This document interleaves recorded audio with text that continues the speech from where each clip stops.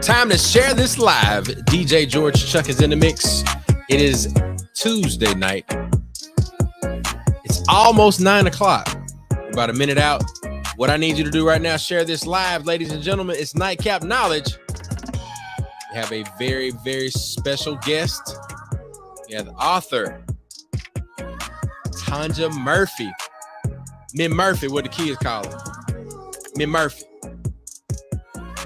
You'll see more of Tonja later in the show, and we want to let you know that next week we've got Mia X coming on. Mia X, the biggest mama Mia, will be on Nightcap Knowledge next week. We had Wild Wayne come on the show. We've got Wild Wayne's Dun Dada Jerk Magic. You can get that by calling 504-258-0200 or just search Dun Dada Jerk Magic. You can order it offline. Like that. Nightcap Knowledge is supported by Meals That Heal. Mississippi's first 100% plant-based cafe, open Monday through Saturday in downtown Jacktown, right there on Fair Street. Meals That Heal 601 is where you can find them on Instagram.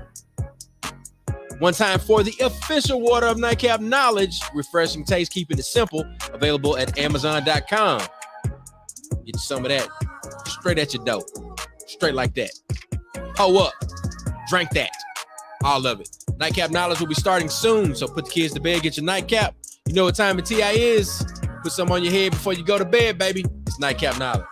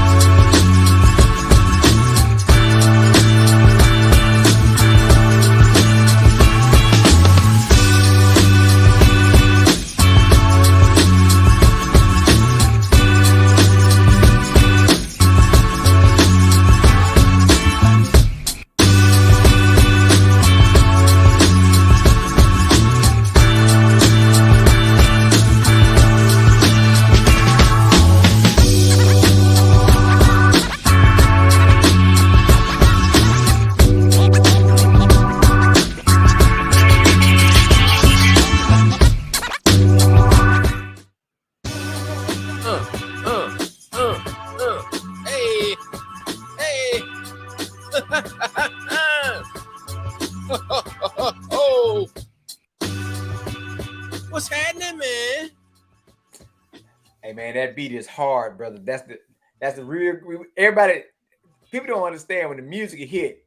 We're not even communicating with each other. All three of us just automatically start like, oh yeah, we started playing the imaginary air drum. Like, right, yeah, right. This is like, hey, it's like right before you get ready. It's like a warp. Stage. Right. Like, okay, it is. Here it is. We ready, baby. You get crunk ready. Oh my bad. Yeah, man. Yeah. How y'all feeling? Good. Working through some energies that and results that I didn't want to see today, but God is good.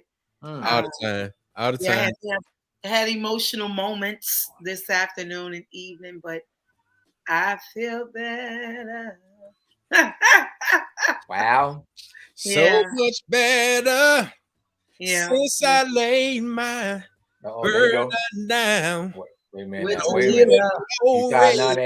That head. Hallelujah.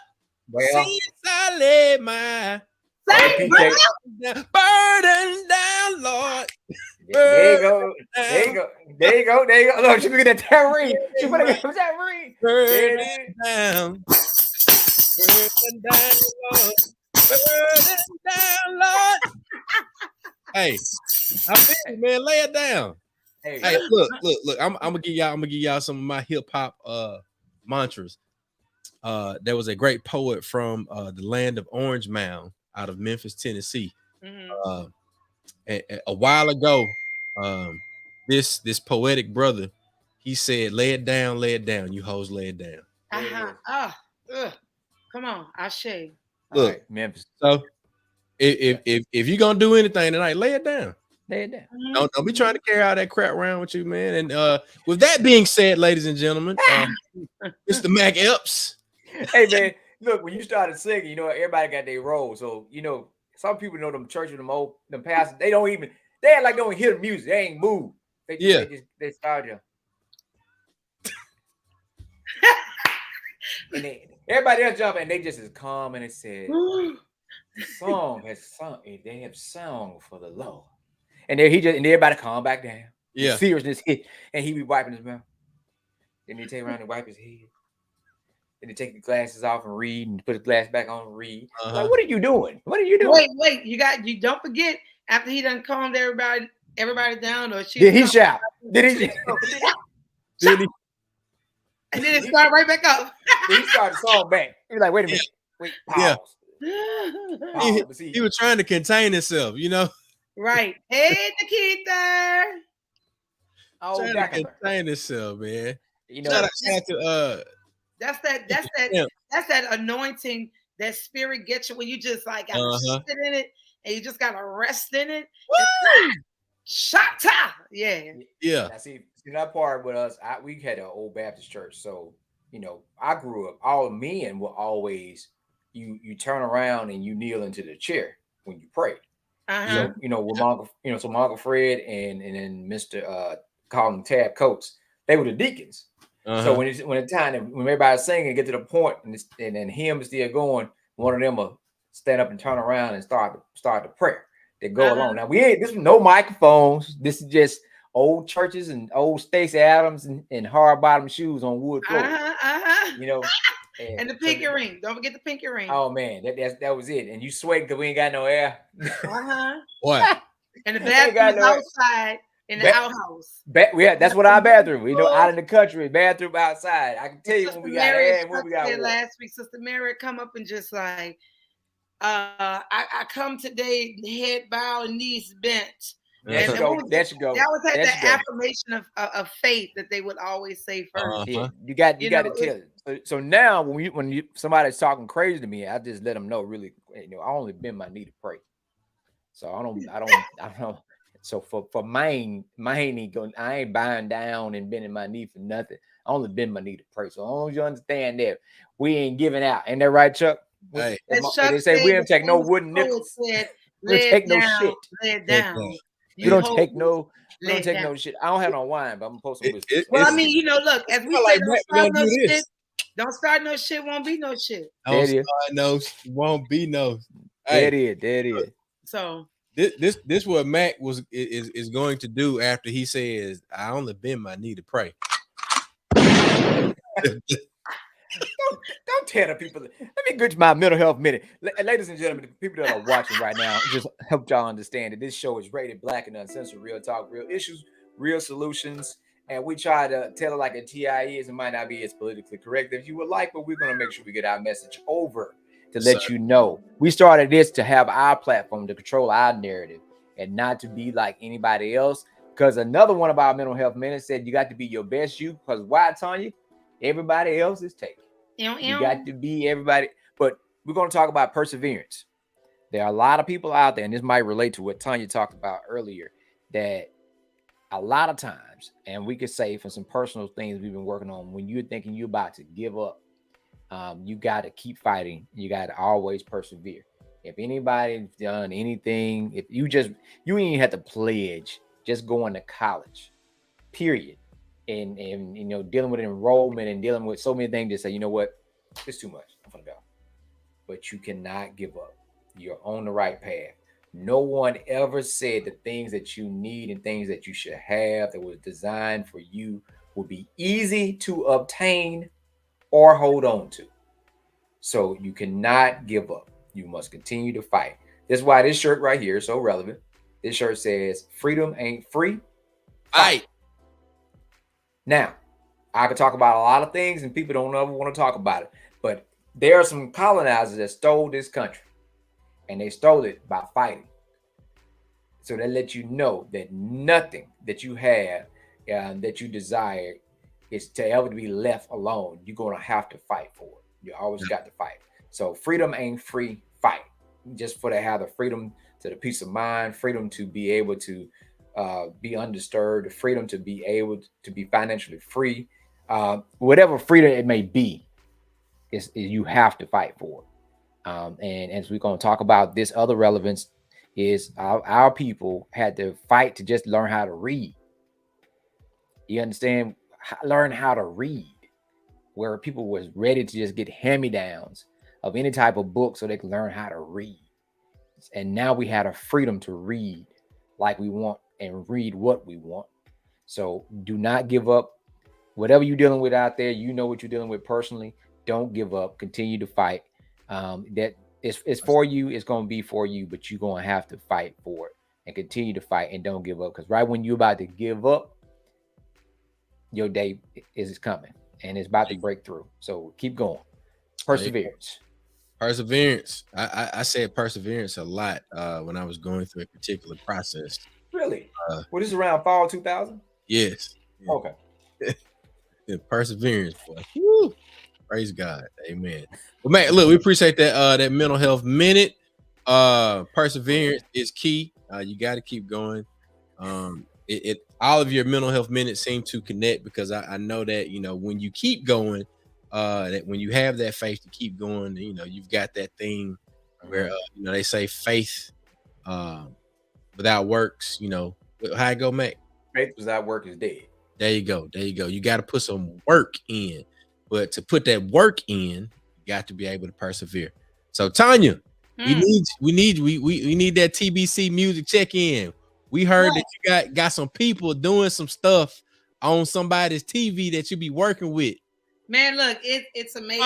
You know, I'm majorly present on social media, so I was just posting our snapshot of us, and I was listening to the word perseverance because every day I say a mantra, and it came to me through meditation: is I'm focused, I'm perseverant, I'm patient, I'm truth, I'm healed, I'm protected. I'm creative, I'm wise, I'm rich, I'm wealthy, I'm a multimillionaire. I say that every day, right? Yeah. And so as you were saying perseverance, I was like, I didn't say my mantras today, which basically lets me know where I was kind of shifty in my moves. And so that's something that I manifest and profess and watch go into fruition every time I wake up. So thank you so much for reminding me. And it's also reminding me to keep going because I was depressed this afternoon. And so, I mean, that word perseverance, to keep going, it's what I needed to hear. So thank you so much. With that being said, shout out to the girls, Chapel Heart. They are on the lives of AGT. These amazing women are from Poplarville, Mississippi, and we're hoping to get them on next month. Oh, Larry Leggett Obama. I need some bottles. Hey, there she go. She just started. How you say it, Mac? Larry Lincoln Leggett Obama. The boy got his own money. When I said the boy got his own money, the boy got his own money. Hey, Larry. Wait. I got one better for you. Hold on.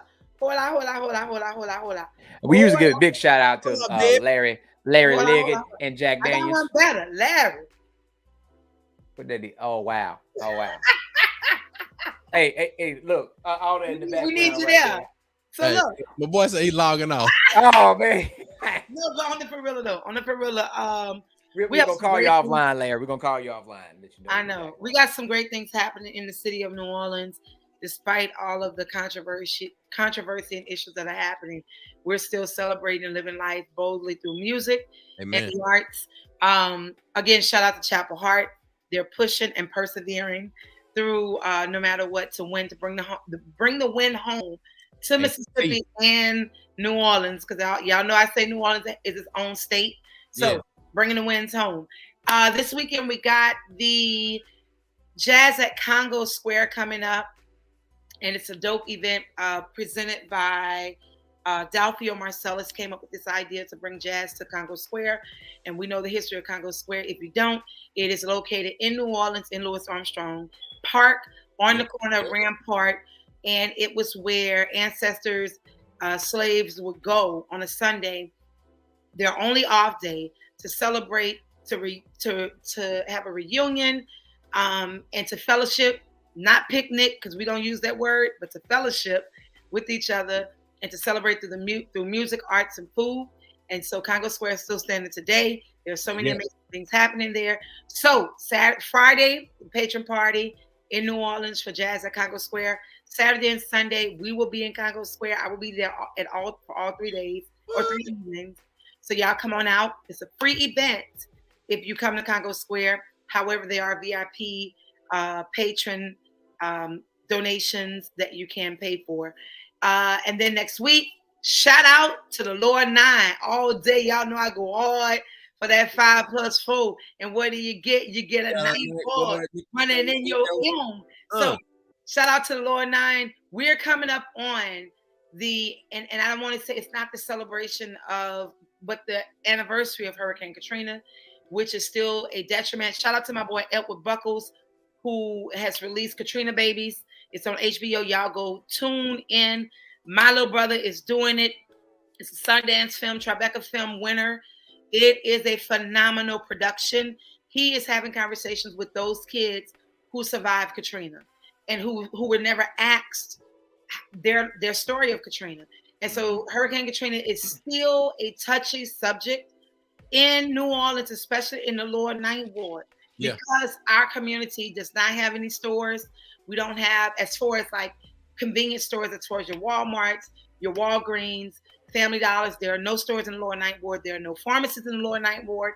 We have, shout out to Dr. Dennis Parker, who still has his dentistry office on Claiborne. It's been over 30 years. So we do have those who are here. But I said all that to say, next Saturday, August 27th, leading up to the anniversary of Hurricane Katrina, we will be at Oliver Bush Park for the Lord 9 Fest, music, food, a community fair. Come out, it's free.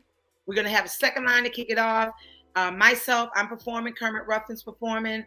Martin Luther King, Marching Man is performing. We are celebrating and paying homage to our elders who are here. Miss Leona Tate, she will be there. Baba Hurley Riley, Uncle Hurlin, who is a phenomenal worldwide percussionist from New Orleans, straight out the Lower 9. And you need to come out. It's a great event. And then leading up to next month, September 16th, I will be in Jackson, M-I, crooked letter, I, crooked letter, I, humpback, So I will be there celebrating in the living room. You guys need to come out. This is going to be an intimate event. Shout out to my girl, Stephanie, who will be there as well performing. So the two of us, you get Mississippi's own in the living room. Seats are limited. We will get the links to you and everything this week. So you guys can go and start purchasing your tickets. Shout out to my brothers, Mac and Chuck, for making sure this event happens. From graphics to sponsors to venues. When I tell you I'm in New Orleans right now, they are holding it down, whether he's on the coast or he's in Jackson. Look, thank y'all so much. This is going to be a great event. And then I'll be back in Jackson September 30th for Pink Friday with Stephen James, celebrating for a great cause for American Cancer Society. So that's all I have right now. You know it. You know it.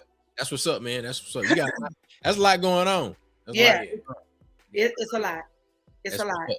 But it's what I need, and I'm so grateful. And that's not even including my performances with Delphia, because I've been flying out in September for 2 weekends to do some shows up on the East Coast and then back. And then, and then I'll be doing some work with Bishop Wicker with the AME Church, doing the annual conferences for the Louisiana, Mississippi churches. That's what's up, man. Hey, keep moving, stay Wow. motivated, stay positive, and you know, like my daddy say, hold it in the road. Okay. And don't swerve. Oh, that's it. Hold it in the road. I'm looking for a driver. If anybody knows a driver, I am looking for a driver. I say, talk to Matt. He got the transportation. We'll work on it. We'll make it happen, Captain. We see what we can do. You know, we know a few people. You know what I'm saying? We had to see what we got going on. But yeah.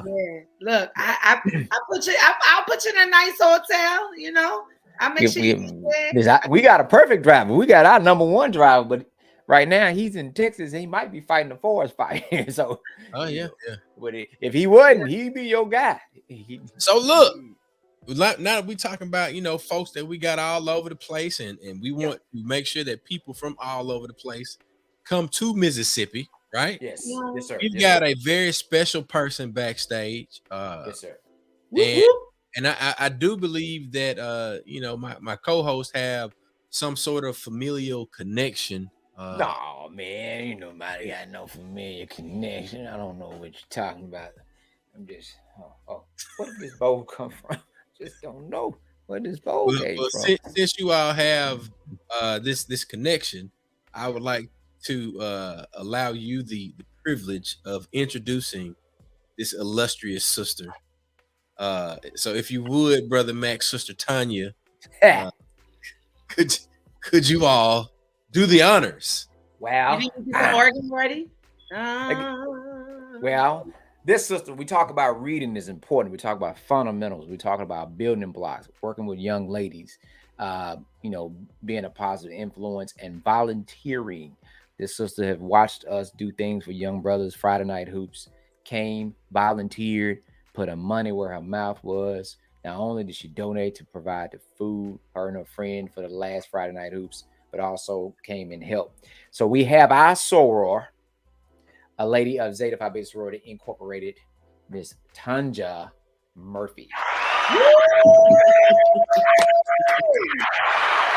I'm gonna hold my cup. There it is. Yes. That's lemonade, y'all. Lemonade. I say my soror. Oh, hey, there she goes. Yeah. You're looking good today. Well, Zeta lady looks good every day. Z5. Watch Chuck take himself out. Watch. No, he only do it for the Sigmas. He only do it for the Sigmas. He only gonna do it for the Sigmas. And I'm glad that you pay attention to that. Right. He only do it because last time I checked, I'm good with the Zetas. He good with the Zetas. He good with the Zetas. Hey. And good with the Sigmas. Mm-hmm. Ain't nobody worry about them 21, 22. Hey. So Tonya, tell her what you got going on. Now she got to introduce herself, man. She That's part of it. She got to tell everybody who she is. Yeah. Well, I am Tonja Murphy, and I am the community engagement coordinator for the Mississippi Book Festival. Wait. What? That's not how you told us that you got a title that go before that name. Mm-hmm. What? You put it on social media and it says author. Then ain't that how you introduce yourself? Yeah. What? Yeah. Okay. All right. Well, yeah, I am an author too, but yeah, I am an author too. You know, I enjoy all things books. I always say I don't just read books. I engage with books. I engage with people around books, and just really enjoy doing that. There have been opportunities to really engage with youth, you know, middle school and high school around books, and allowing them to see not just reading, but seeing like all the different things that they can do with reading, whether it's a journal prompt and we discuss it around something that's going on within their life, or them actually writing and honing their writing skills through, you know, just a book, because books inspire writing. And if you ask an author, what are they reading, and they can't tell you what they're reading, you probably shouldn't read what they wrote. Just being honest. So you got to make sure whoever, if you're reading their books, they need to be reading as well. But my role with the book festival is community engagement. And I will tell you, the festival started in 2015, and I started, volunteering, doing some different things with the festival around 2017. And it's been great work. It's been a very rewarding work to see the literary landscape of Mississippi. And a lot of people think when it comes to the literary landscape of Mississippi, it's old and white. That is so far from the truth. Yeah. That is so far from the truth.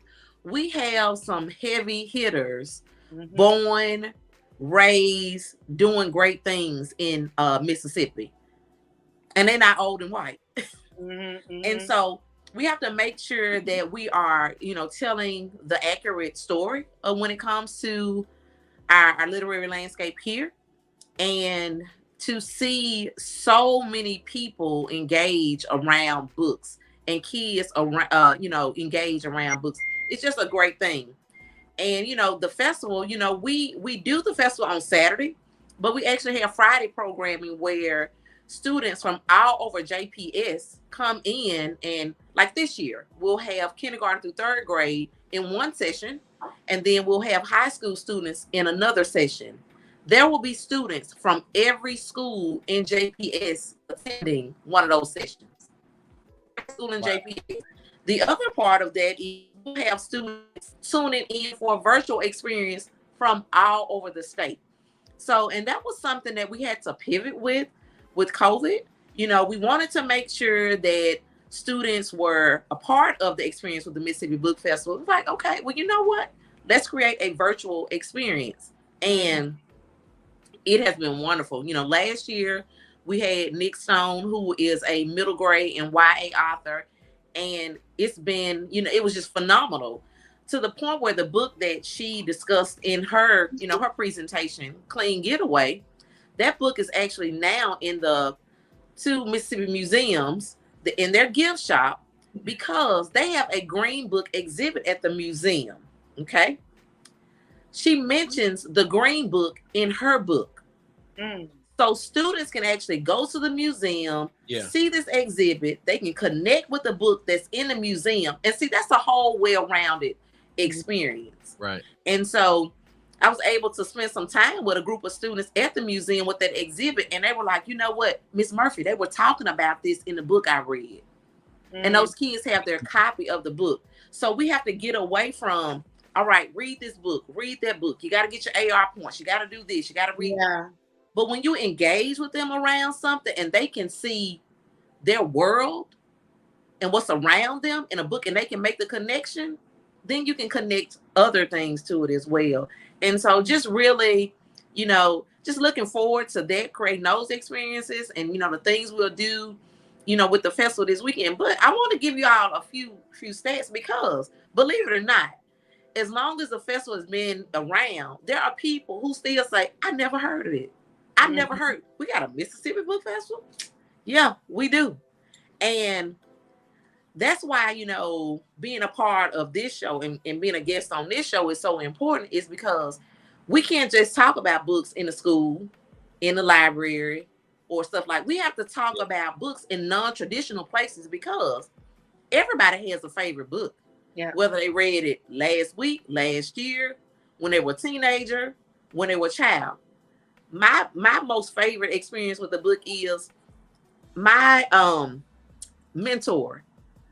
The first gift she ever gave me was a collection of stories by Eudora Welty. I was probably in the 10th grade, and I've been out of high school over 30 years, and I still have that book. I will never forget that. That's an experience that I won't forget. And so we have to make sure that we create experiences around books for kids. We know we all have to read, and it doesn't always have to be reading for, I gotta read this book for school. Read something that's entertaining. I can guarantee you, of all three of you all, it's a book that's entertaining around whatever your gift is in life that you've read. Whether it's if Tonya's read about an artist, a memoir, or a biography, it's like, man, I didn't know this person was like this. Or Max, someone doing service. I didn't know that this person was so deeply embedded in service. Or Chuck, it could even be about what he is embarking on. Because Chuck, I've been watching you. You're doing a lot of stuff. You'll give us a few little teasers, but Chuck, you're really doing a lot of stuff. And I know you are researching it out. You are connecting through reading, through videos and all that. How are you doing it? You have to do that in order to get to those different levels. So, Chuck, you ain't fooling nobody. I know it's something coming out of some books somewhere. I already know. And so it's just, it doesn't have to always be school. It could be reading for fun, reading for entertainment. You can have an experience with your children or with your families. Like, you know what? Yeah, I remember when we read this book together and you were having a hard time going to sleep, but I could read that story and that lull you right on to sleep. That's a memory. That's a moment. Yeah. And I think, you know, with adults, we can still have great moments around books. And, you know, like I said, I love it. I love it. And I love seeing what children can engage and just really just overwhelmed in a good way by it. And I also love it when adults, they find a book that they like. It's like, oh, that hit me right there. But I learned something about me. Or I see family that, like, I didn't know that was going on and I can help that. And so I get excited when I talk about books, as y'all can probably tell. We can see. But I really do. And when we think about the festival and we think about what's happening this weekend, we will have 170 authors in town this weekend. Okay. 170. Yeah. We will have over 40 panels going on during that day on Saturday from Galloway to the Capitol. Wow. They will have different events starting Thursday that are open and free to the public. Yeah. That they can come and meet authors and do those different things. They'll have booksellers. You know, you can buy a book, get your book signed, and then go to a panel that the author that you just got the book signed is on. So think about that well-rounded experience you can have during the festival. And the festival is free. It's a free festival. So let me ask you this. So I know you said Thursday will be pretty. Is that the kickoff Thursday? Thursday, yeah, they'll have a kickoff event Thursday at Cultivation Hall. Okay. And just some authors, just some, you know, just mix and mingle kind of thing that's, you know, open to the public. They'll have that on Thursday. Don't make me leave school and try to drive down. Yeah. We'll drive up because I'm down. And on Friday, we'll have what we call Kid Note. And what Kid Note is, we'll have some authors coming in. And so we have Matt De La Pena, and it's Milo Imagines the World. And this particular book, and Chuck, I think your boys will like this too. As a matter of fact, send me your address. I'll send your boys a copy of that book. Hey, look, and because I love buying children's books too. I do. Look, I read children's books all the time. Yeah. Like and those are my go-to. This particular book with Milo Imagines the World, Milo is on a martyr and he's going somewhere. And so the illustrator does a very good job of drawing what is seen on this martyr, but it also shows what Milo sees in the illustrations. Yeah.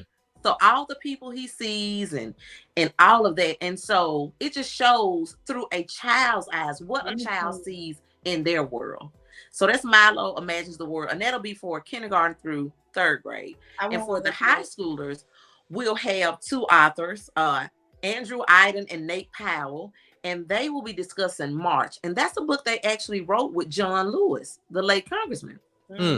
And so it was a graphic novel, great book. And so the students will be able to interact with those authors. And like I said, in Jackson, there will be students from every school in JPS at those two events.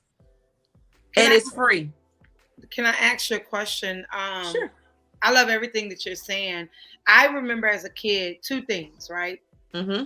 Two things that made me read was Book It, because I knew I was going to get a coupon for Pizza Hut, right?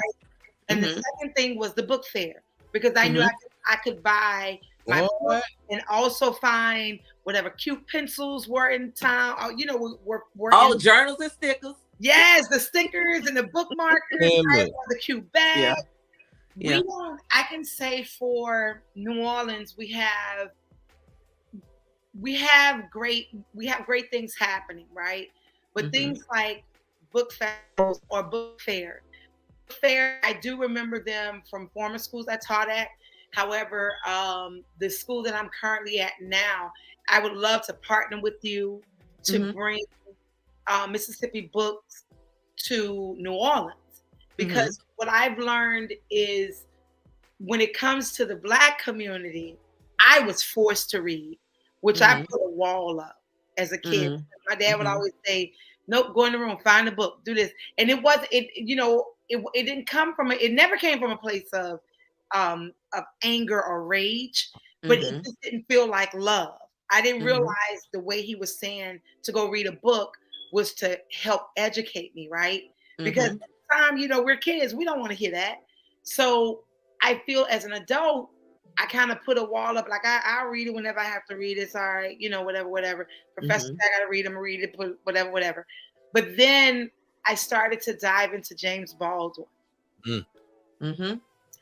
And he'll pull you right on into. Now I know you've been to Baldwin and Company. I know you. Okay. DJ and that's my boy. Oh yeah. We can actually do the book fest there. I can call out. They have one. Right, they do, but it only happens in the spring, and she does it in a bit in the fall. And I told her I definitely want to do more, at least once a month. So I've hosted the book festivals, and we had about 12 to 15 authors, and then we took a break. So the thing is, and that's the thing I've always shared with people. I was sharing with a cohort of mine yesterday. The problem in New Orleans, we lack consistency on certain things. So if you give me something, I'm going to be looking for that all the time. But if you take it away, now I'm rebellious. I don't want to hear it anymore. It's bullshit. It's whatever. Because it's almost New Orleans is a female. You can't let her down if you're going to give it to her. Right. So I said that to say, I definitely would love to do more work with you, because in hearing what you're doing with your students, I wanted to ask a question of, how often do you find your students acting or singing of what they've read and what they've discovered through their reading? What do you mean? Like they read something and it really connects, and they've seen it in their life, like in their family. Or they've written a song, or they've painted a picture inspired from that. Because what I've also been pushing at school is social emotional learning. For our kids to be able to express how they feel, truthfully, and in the most transparent way, without feeling stereotype, or feeling like the world is on their shoulder. So, and it's as young as first grade, right? Wow.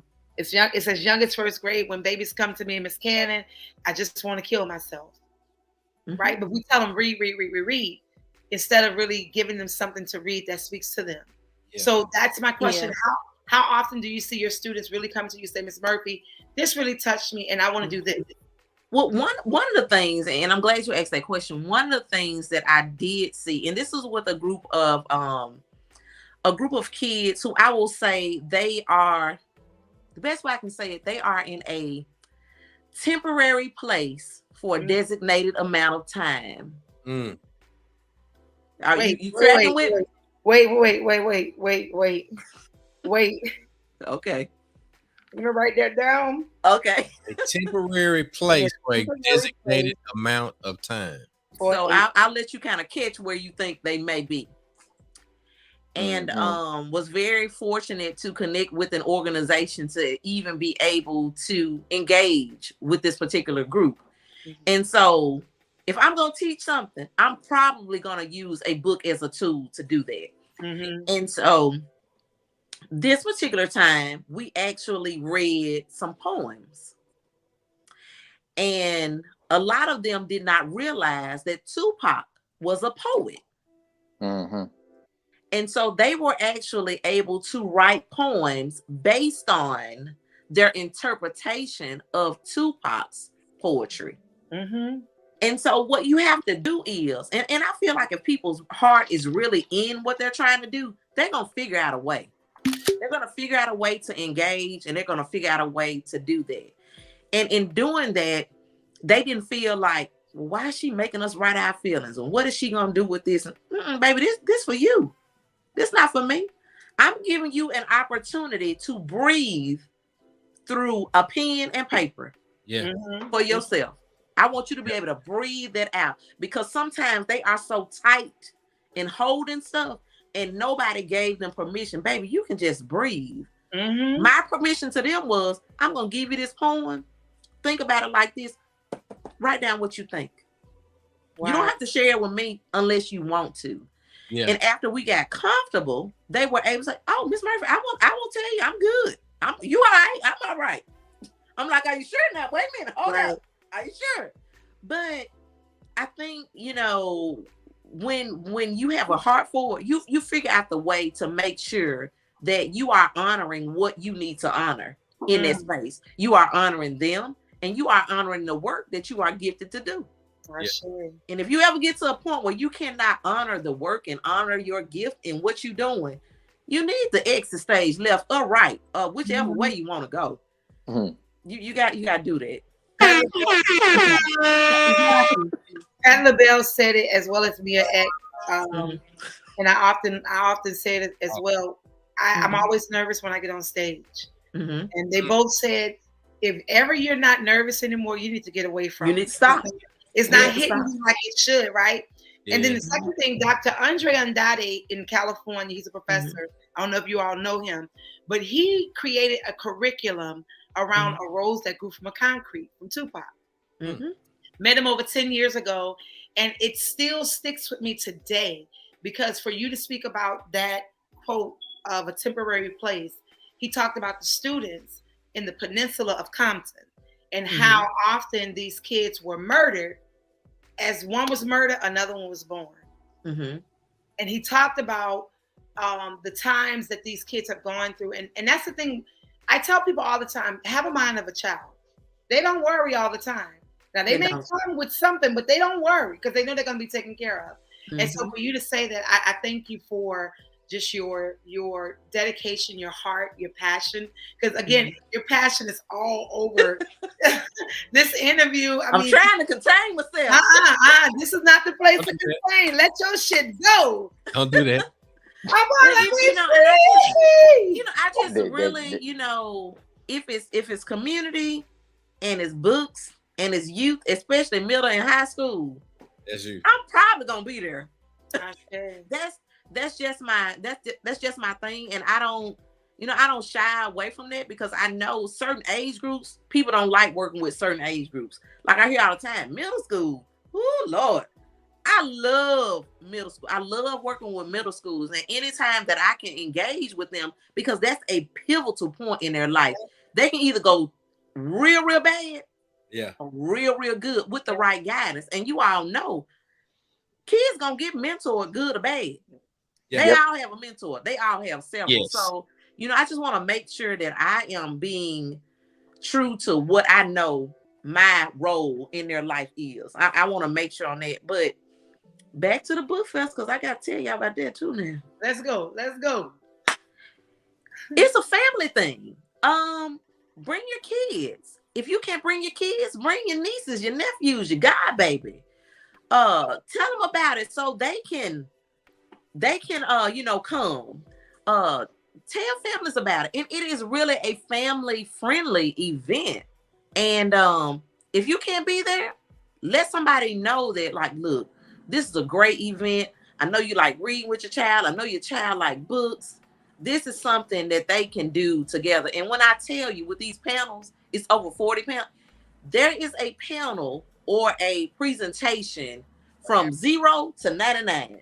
It is something for everybody. It's a book for everybody. It's a panel. It's just a great experience. And then, it's a literary lawn party. We are on the Capitol lawn for this. And just come and really, really enjoy. Just come and enjoy. How long has the book festival been around? It's been around since 2015. Wow. Yeah. 2015, and 2019 was the last in-person festival we had. 2020, we had so much going on in our world. And so I think we did a really good job of pivoting to a lot of online content. And when I tell you, we have a lot of robust content on the website, from podcasts to videos, interviews. You know, that particular year, we did a lot of virtual programming. Last year, you know, we got to a point and numbers started looking a little, and so we had to pivot again. But this is the thing about when you have people who have a heart for this, it's not just about, oh my goodness, we figured out a way to still keep it going, to provide quality content, and making sure we were, you know, working with partners. And a lot of stuff went on last year, even with not having an in-person festival.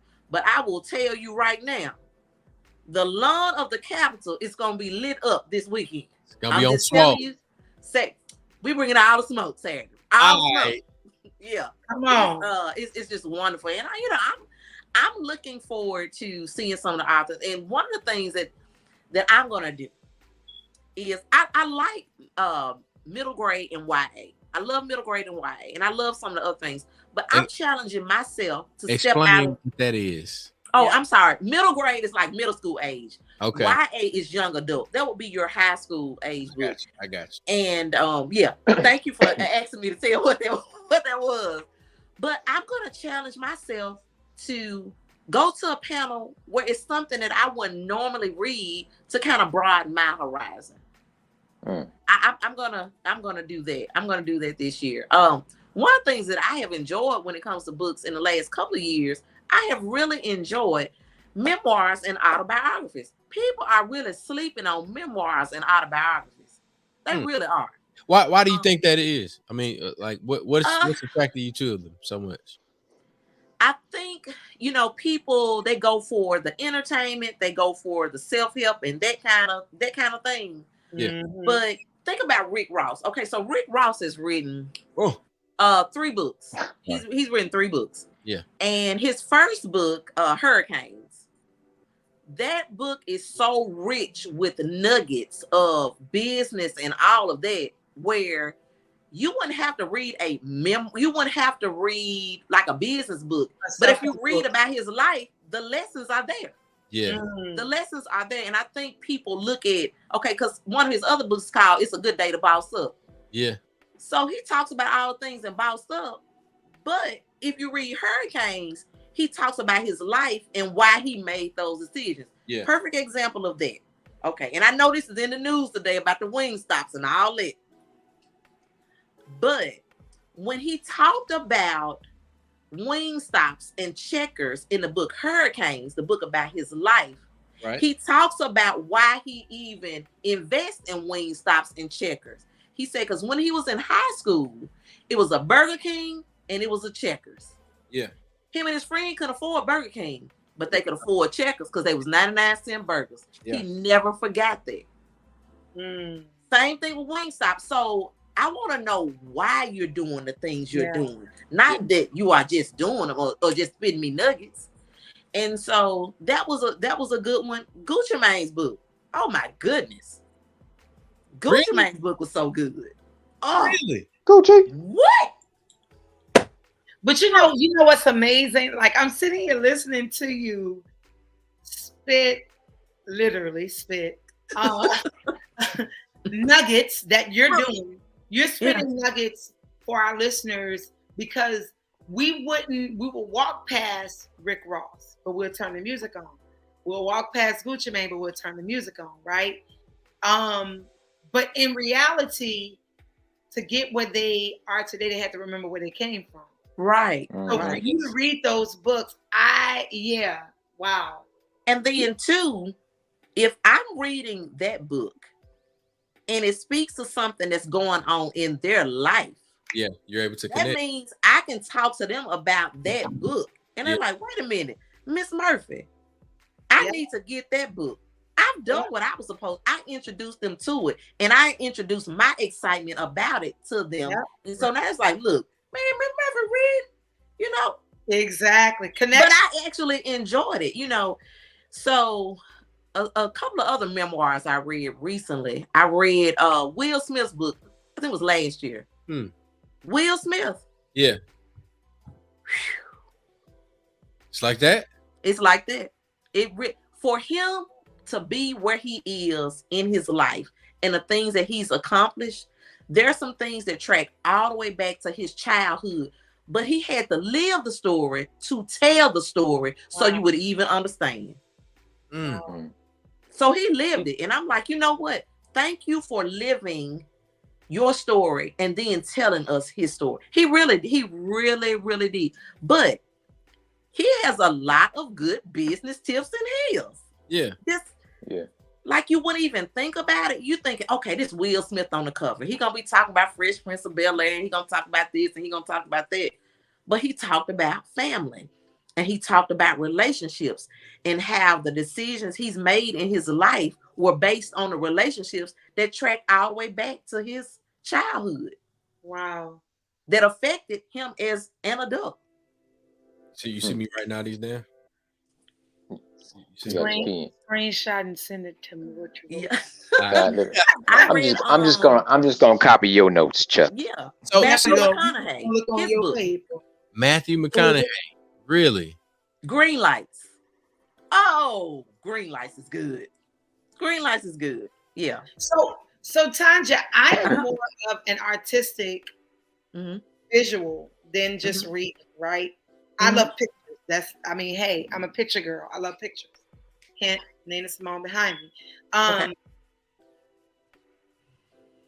What advice do you give to someone like me to reading? Like to push, like just read it.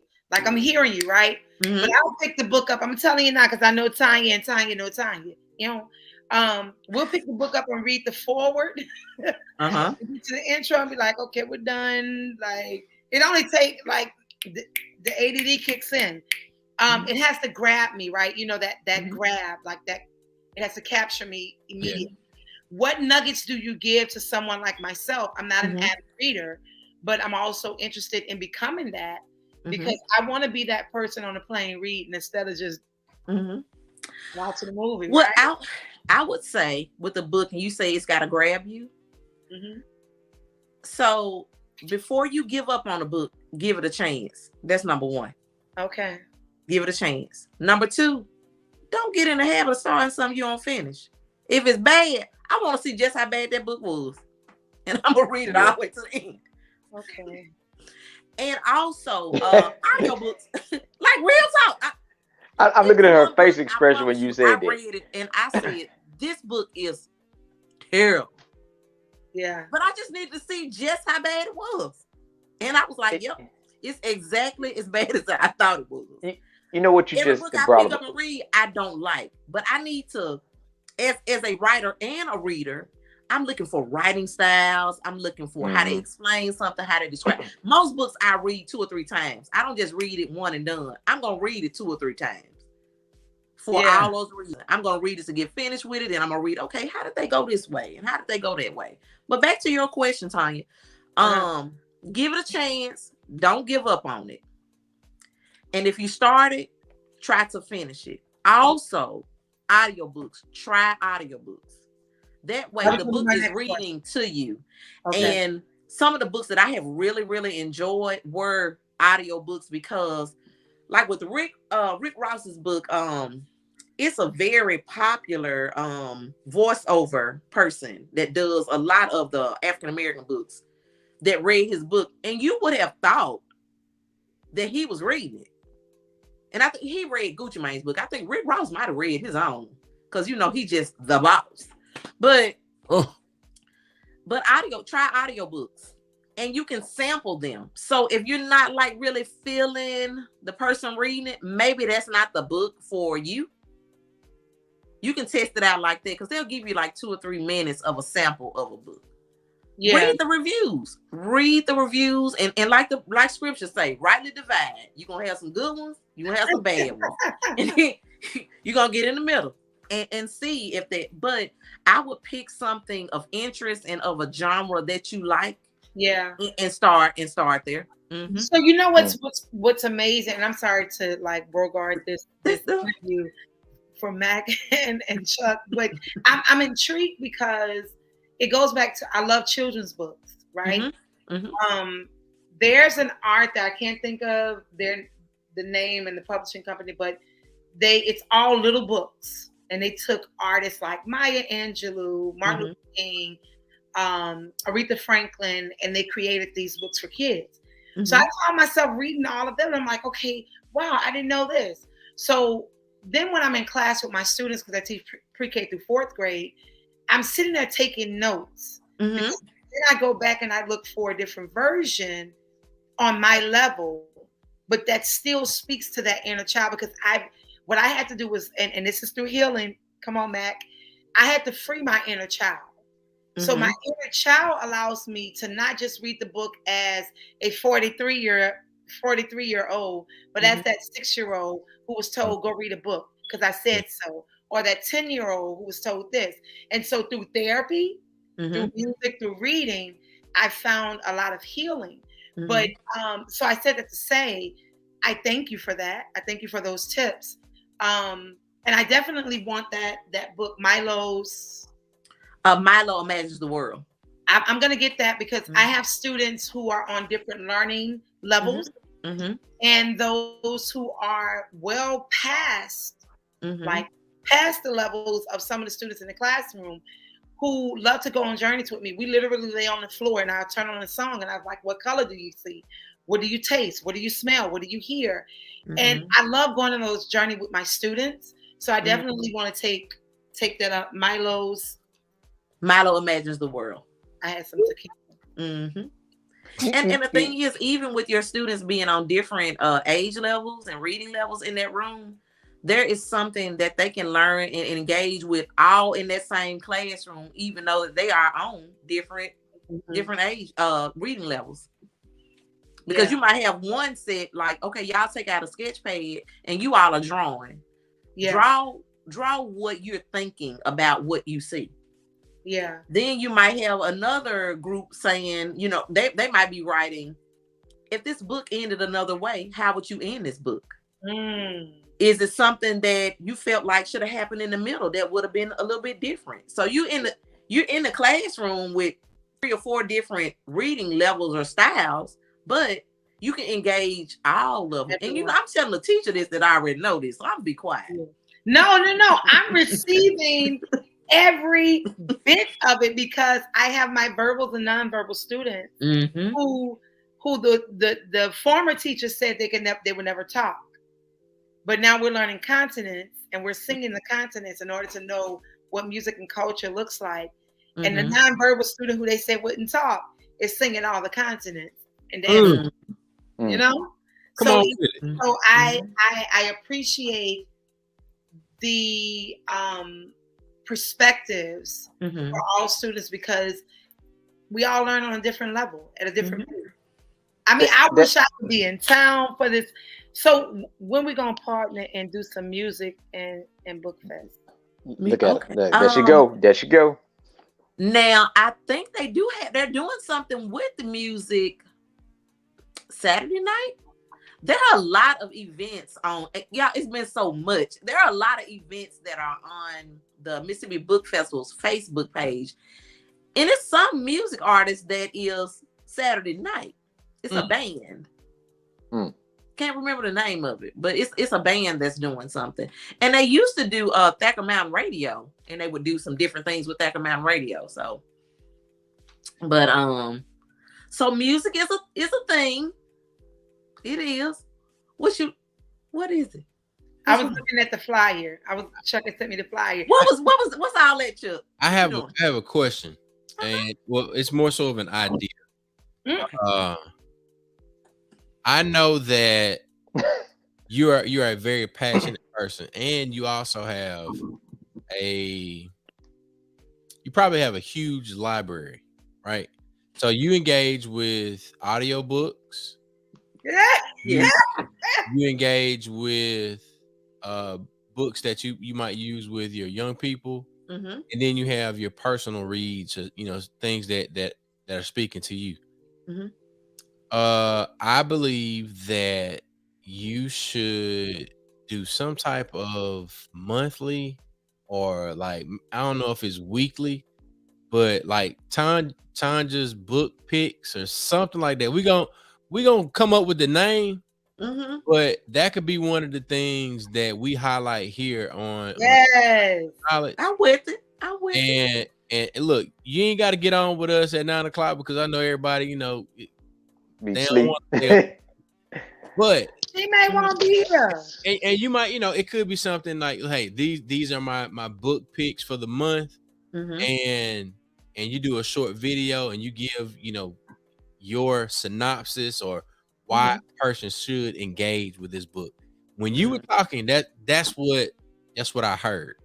Okay. All right. I'm with that. And I heard something. I was listening to something. I heard something different. Earlier when we spoke, I think about myself. Our children don't read because they don't see themselves in the books they read. And so I think about an episode from Good Times with Michael, right?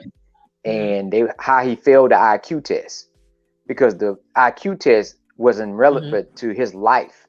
They didn't talk about certain things. I took place in a privilege walk when I was working on my master's in social work.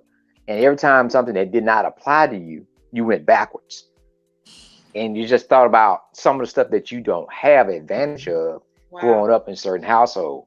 And we all end up in the same place, right? Now, some of us that was going backwards had some of the better grades and was doing better. Some of the ones that had more privilege that did vacations and stuff like that. But you think about books that relate to your life. Like some of the artists you talked about, like if some of these young cats around here in Vernon Edition, the Queens, if they knew that Real Smith dealt with some of the same thing they dealt with in their life, then they might want to read more about that. How did he make it? What did he do? Yeah. But a lot of times our books that we are forced to read, and I'm just being honest, I'm one of those persons that I'm going to read about, like what Tonya was saying, somebody that I'm going to read Dr. Amos Wilson, you know, Blueprint to Black Power. I'm going to read about something that's relevant to my life that I can identify and how I can use it versus just saying, I'm going to read about whoever. Because most of the time we don't see ourselves in the people we are forced to read. Yeah. And I think that's the beauty of now when it comes to books. There are so many books that kids can actually see themselves in the books. But they had to be introduced to them. Like I'm saying, like in certain areas, it's not introduced to you. Like we had to push the children to the festival, you know, because in the regular setting, they're not introduced. That's why we need Tonja's book picks so that we can get the information to them. And you know, that's why as I introduce books to kids, I also introduce books to adults. The same kind of excitement I have when it comes to books with kids, I introduce those books to adults. But this is the thing. It's not where it should be as far as representation, but I will tell you, there are books where kids can see themselves in the book. Not just skin color, not just age. They can see themselves as far as situations, and they can see how a child their age handled a situation and how they overcame that. They can see that in books. It's one middle school book called Blended. How many? I bet everybody on here has a person that they know that's in a blended family. Has a blended family, knows a blended family. Their family is blended. Right. But an author took the time to write a book that's middle age appropriate. That book is in the library at Brinkley Middle School. Come on. One of the most checked out books in the library. What? That's awesome. So the representation is there, but again, like you said, we have to introduce them to it. I always tell anybody, like, if you find somebody that's good with their hands, or Chuck these young wheels kids turning. I just want you to know I see that. Oh yeah, we in the same level. Like, say for instance, if you want to like music, right? But so you're gonna read about music.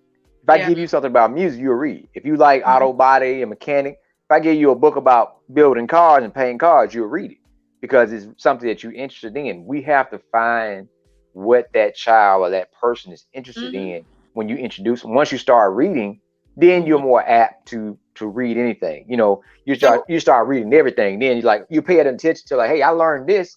Let me read this. You know, I want to read more. Can I give you an example of that, Mac? Yeah. Okay, so I was sitting in a middle school library with the student, and he kind of sort of liked to read. And he was like, well, I really want to pick out a book, but I don't know what book to pick out. And I said, well, what do you like? He said, well, I like basketball. I like NBA basketball. I said, who's your favorite team? He told me his favorite team. And I said, and what city is that in? And he told me. And I said, I just heard you give me 3 different books you could read about. You could read about the person. You could read about the team. You could read about the city that the book is in. All of that. I said, so let's go find books that's about some of those things. Yeah. Yep. Well, I wanted to jump in because I love where this is going. Like, I literally looked up the book. I couldn't think of the title, but A Bad Case of Stripes by David Shannon. Mm-hmm. A book that's often read in the schools, right, with our kids.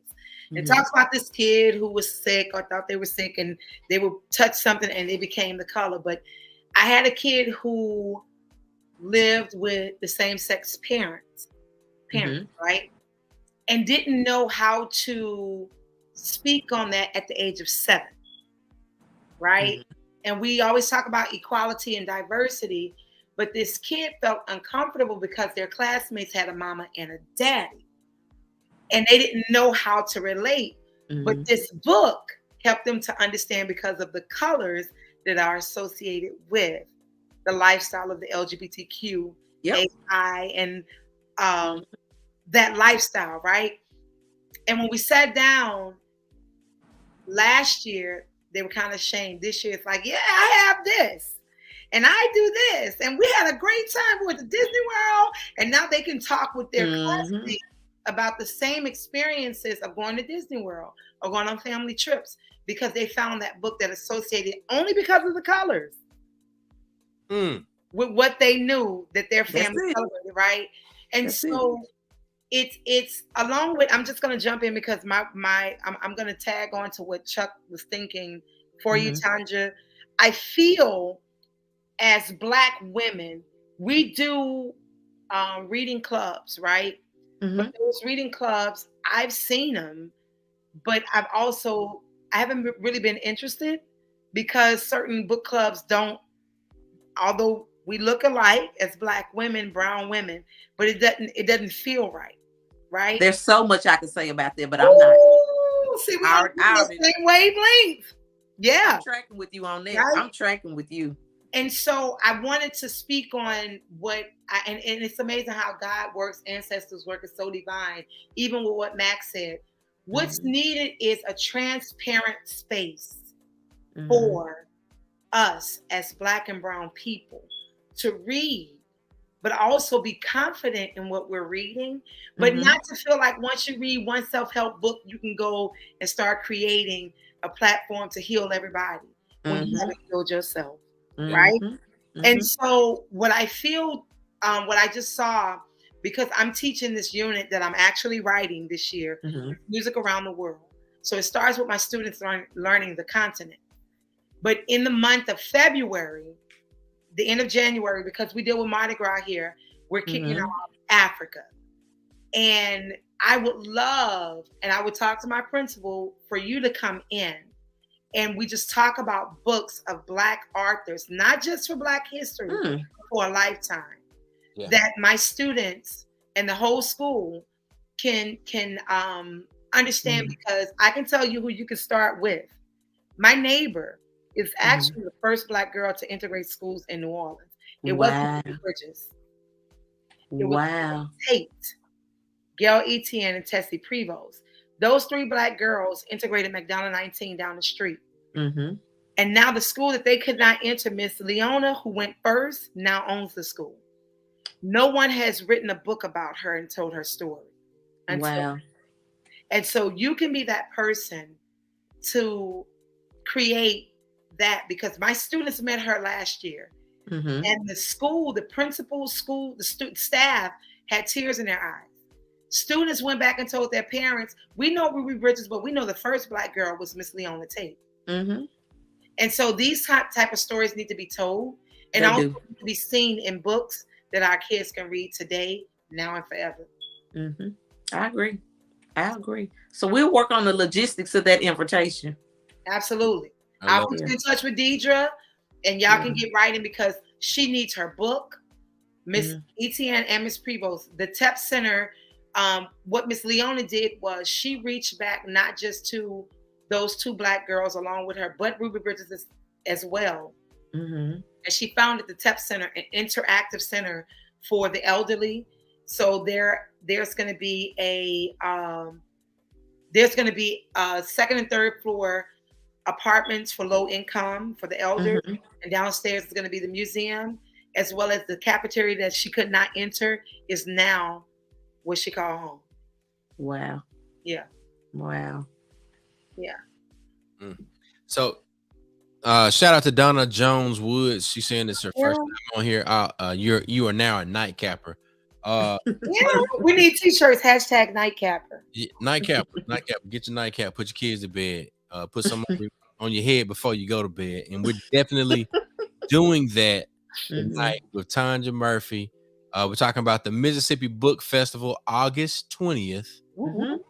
But it really kicks off on this Thursday. So tomorrow's Wednesday. That is Thursday. Now, we got the information out there, but there's something I wanted to make sure that I mentioned because Mac, you mentioned on Good Times, Michael taking the IQ test for gifted. My oldest son, McRae, he took the IQ test for gifted. McRae scored 133. Wow. And one of the things that Shannon and I are big on, we got them signed up for the Imagination Library with Dolly Parton. So we get those. Now Jackson is getting those books, right? One of the things that I noticed, and he told me about it today, he said that they did an inventory for interest to find out the things that he's interested in. They're going to build like a curriculum for him around that. I heard you, Tonja, talk to the young man in the library, and you ask those questions, and it made me think, are the librarians at the various schools asking those questions to the kids? Like when they do that week one orientation where you come through the library and your class come through, does the librarian do that? And then the second thing that popped into my mind was, all right, if they're asking these questions, then do they have the books in the library? You talked about blended being in the library at Brinkley, right? So what about the kid that that's not at Brinkley? They may not have a librarian to ask those questions. And then to round it out, I believe that's why one of your pieces of content needs to definitely be, like kid picks, young adult, the middle age, and then those all the things that you've shared with us here this evening. And then it would roll into, folks like, man, you know what? I'm going to the book festival. I want to go to Essence, and I'm going to the Mississippi Book Festival. Right. I'm going to the Fried Chicken Festival, and I'm going to the Mississippi Book Festival. I'm going to the Tomato Festival. Come on. Festival, all of these things. So, to speak to what you said about, are they asking in the libraries about those books? One of the things I can say is that librarians that I have worked with, they do that. That's great. They do that. And I think they have a budget to, buy books for the library, every year or, every other year to kind of replace books, because after a certain time, and I think a lot of people don't know this, a book in a school library can't be over a certain amount of years old. Yep. They can't. So you're not getting nothing from 1982 in a middle school library today. You're not. And see, y'all see Tonya, amen, what I'm saying. Yeah. It has to be books that are current. Now, one of the librarians I worked with, probably in the last maybe like 3 years, he would ask those questions like, what kind of books do you all like? What topics you all interested in? those sorts of things. But this is the thing about librarians now, and just being totally honest, librarians are not just librarians anymore. They are library media specialists. So they have other things that are on top of what they do as librarians. Right. They're not like the librarians that we had in middle school, high school, elementary school. So they have some other roles. But the thing is, even though it's the library, there are some things as parents and as community members, we still ask those questions. Well, what kind of stuff do you like? Because that conversation I have with that young man in the library, I have that conversation with a young man in the middle of my street. Yeah. Yeah. Yeah. So yeah, and it's on us. And then too, when children see us read it and actually enjoying it, or actually hear us talking to our friends about books, yes, man, she like that. Well, baby, come on, let me pick you one so you can get the same kind of excitement I got. Yeah. Well, the new thing is they're no longer traditional libraries. They're now in the classrooms. Mm-hmm. Huh? Some of them have they have classroom sets. This is something, it was so wild that I was reading earlier today, where a teacher, she has a classroom library. Yep. But she has to get all of her books in her classroom library approved. It's like a level, like 3 levels of approved. Yep. And then it has to get put on the schools, the district's website, so the parents can see what these books are in the teacher's library, in her classroom library. Mind you, this teacher probably has been teaching this grade for a number of years and know what's appropriate for her group. Right. And has purchased these books.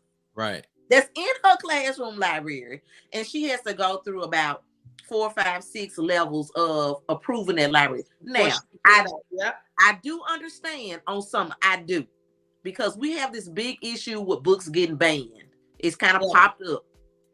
But I wish the people, I'm going to real hood when I say this. Come on. I wish the people that ban books in libraries realize the library ain't the only place you can get a book, boo. Hello. And so when you ban it, you really saying, ooh, I sure want to read that because I want to know why did they ban it? Why they ban it? Yeah. But, and I understand, you need to make sure, what your child is reading in a space. I understand that, but it's putting so many extra layers of restriction. And some of this stuff is because you don't trust the people that are in the position with the books. That's some of it. Mm. Well, if I can't trust the teacher in my child's 4th grade class to have age-appropriate books in the class, why is my child even in the class? Right. Why is the teacher even teaching if that's the case? That part. That part. So and that's the thing as educators, we are often questioned about our experience and wisdom versus what a 1-year certification program you've done just to pay off your student loans can, do. And it's so unfortunate because here in New Orleans, we no longer have public schools. All of our schools are chartered. Really? All of them chartered? They're private schools, but when it comes to the public schools, they are chartered. Mm-hmm. And I thank God for people who stand up for what we need to do. Sandra Bullock is one of our major sponsors. She's a donor for my high school. And made sure that our library stayed there, that the historic landmark of my high school stays there, right? Not because of just the name, but because of what has come from my school, right? Mm-hmm, mm-hmm. You have schools in this city that have been turned into apartments, mm-hmm. or the buildings are still vacant.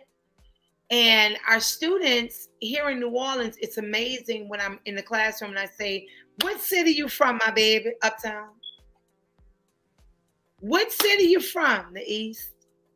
Mm. So then when I start to educate them and teach them that you live right up the street from this person. "Wait, I do?" "You mm-hmm. live right down the street from this person." Yesterday, my kindergartners talked to me at X on the phone. the parents went crazy to know who this woman was. And I'm so shout out to Mia X for dropping all of the knowledge from her grandmother, the wisdom that her grandmother dropped to her. She put it in books, not just in a book, but she also put her recipes in a cookbook. And Mia is still telling the stories and showing the wisdom and also the love that her grandmother gave her and her mom gave her growing up. And it's authors like that, authors like you, Tonja, who are doing the damn thing. We need to know more. I am inspired. I'm about to go fucking finish. Excuse me, sorry. I didn't do it tonight, Chuck. It was not me. It was not me. No, it was look, Tonja. I am on fire.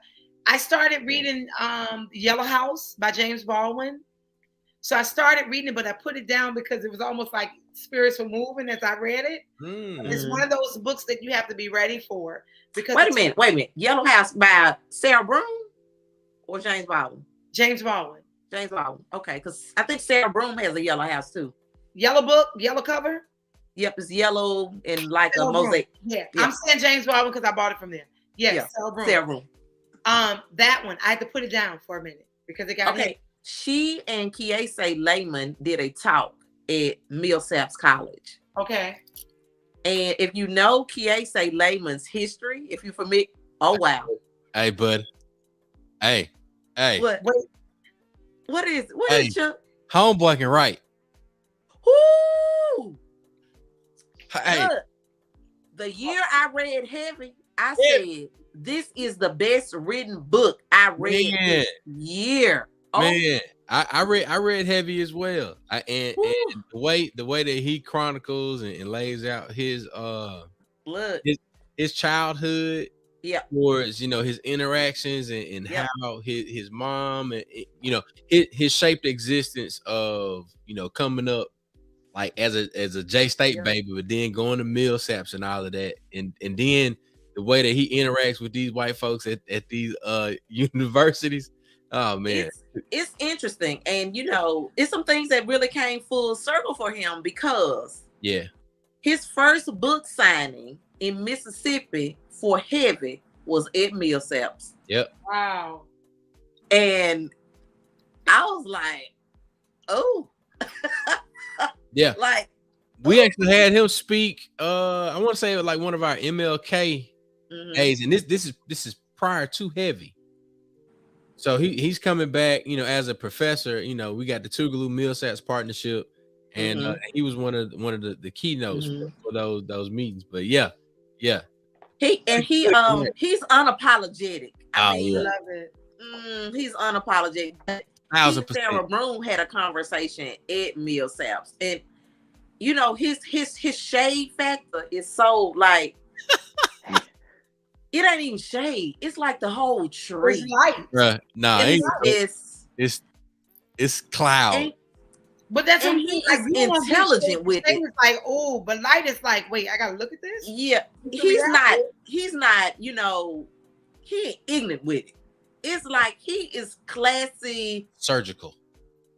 Oh, that boy's surgical with it. And he's intelligent. He's just a very intelligent man that's well written, and he knows how to tell a story. He does. He really does. Wow. One of the best as far as writing. Yeah.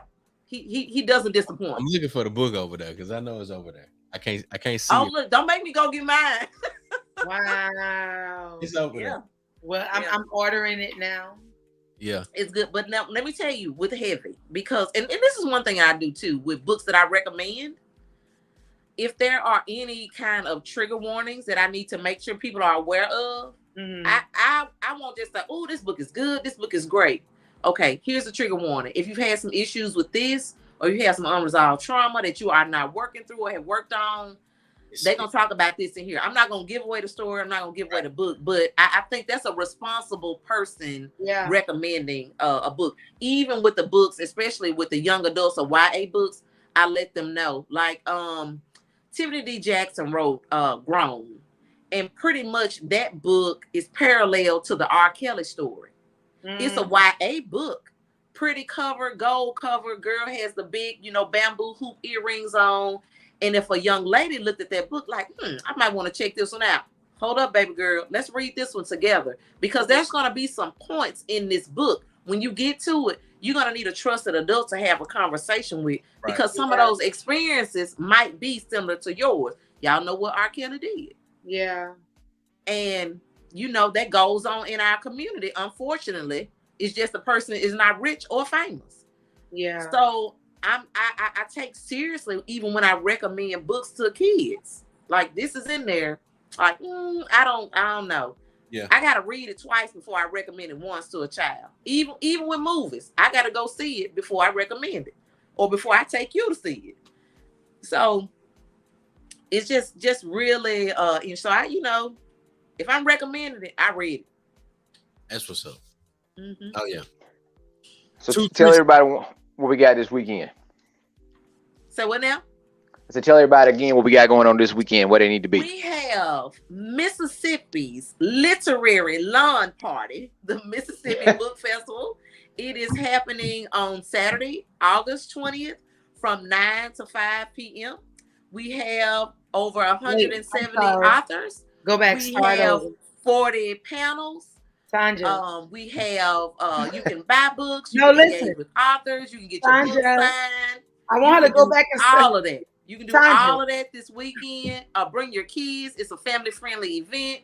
We got food trucks. We have a bookmobile giving away books to children. It's a family fun event, but it is a great event. So everything is on the website. Let me say this. Everything is on the website. The schedule, the panels, the authors, what time everything is happening. All of that is on msbookfestival.com. Everything is on there. Tonja. Yes. I need you to go back and say all of that again because I was trying to capture it. We were trying to stop you. That's what I was wondering why everybody was. Because that's what I wanted to do. I wanted to grab it so I can post it on my social media as well as Nightcap Knowledge, and we can get it out there. So, if you don't mind, all right. I got you. Matt lead it, and then Chuck pull her back in so she can be on.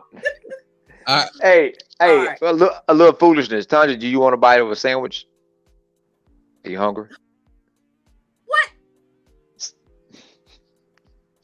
That's a little bit of foolishness. I got attention. Go. All right.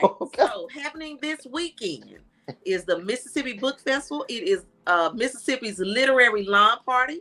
It's happening August 20th from 9 a.m. to 5 p.m. It's happening on the lawn of the state capitol. We will have over 170 authors, 40 panels, panel discussions. You'll have opportunities to purchase books. You'll have opportunities to get your book signed by authors. It's family friendly, different events for the kids. It's something for everyone. Want to invite everyone out. Come and spend the day with us. Buy a book, read a book, engage with the author. Have a great time.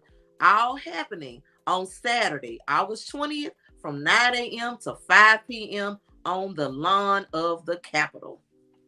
That's what's up, man. She just cut a promo. She just cut a promo. I cut a promo. She ready. She ready. She ready. Man, so look, we definitely next year want to make sure we are a lot earlier in the game and promoting and getting more folks. And that's why we started, using the reading feed and using Black lead characters in comic books. I went to the elementary school in Durant, and this little Hispanic young man, whatever you want to say, saw Black Panther and went crazy. He just went crazy. He was like, he couldn't believe it. And then when I gave it to him, he could keep it. He just didn't know what to do. And it's just like our children look for things, and a lot of times we just not bringing it to them, to their attention that, hey, you can have this. You want to read this. And, so if we could be able to get this information out to let more children know that, hey, this is something that, you might want to come out, and it's something different. You never know what you might not, what you might not like. And we talked about this, I think, a couple of episodes ago, Larry and Jack Daniels. I know it's a different, parallel comparison, but you don't know what you don't like until you try it. And if somebody offering it to you for free, where you don't have to spend no money and they bringing it to you, you're more likely to try it. So if we can work harder to get some type of workshops and educate them, you know, early in the year and make a field trip out of it, especially if they're from outside of Jackson. Hey, you might get a room, you get to do some fun stuff, but participate in something like a book festival. And then another thing, we talked about voting. Why people don't know their voting precincts like they know their football players. Because we don't make certain things as popular and as fun, as important as we do others. Yeah. And we need to talk about reading, civic engagement, financial literacy, all those things as much and as popular and as strong as we do a lot of our entertainment. You know, and that's going to be on us to do that because we know the importance of it. We can't expect other folks to do it. We're going to have to really do it ourselves because we know reading is fundamental. If you can't read and comprehend what you read, that's a whole other conversation about it. And then you're going to be locked out a lot of things in life. So we want to participate. Chuck, what you think? I see the wheels again, like they were saying about just reading. You got some avid readers in your house. Yeah, well, you know, one, I need to send Tonja my address so I can give my boys that book. Jackson was his teacher did his assessment today, and she had to go down the hall and tell Shannon, great job, Mom, because we be reading over here. So every morning, 30 minutes. Jackson and I spend about 30 minutes together. Now between us dropping McRae off and him getting to his pre-K forward class, and we got, you know, little books that we can read. So we do, you know, sight words and all of that stuff. So yeah, man, we be reading over here. And we dance and we cut up and we gonna play soccer, we gonna play baseball, we're gonna play tennis. We can talk about all of it, but we also write about it. So I see a lot of partnerships that we could do between Mississippi Move and the Mississippi Book Festival. Weekend. Yeah. An authors circle, or like picking a group of authors that we can highlight during the weekend. So many things that, and also Mississippi Black pages.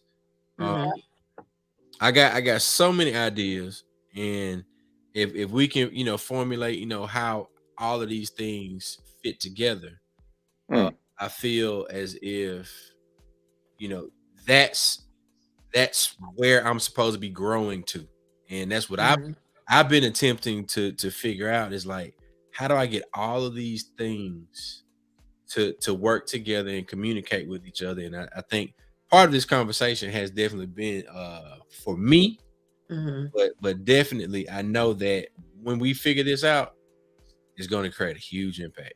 I am here for it, and it's also going to be a way on how we do this.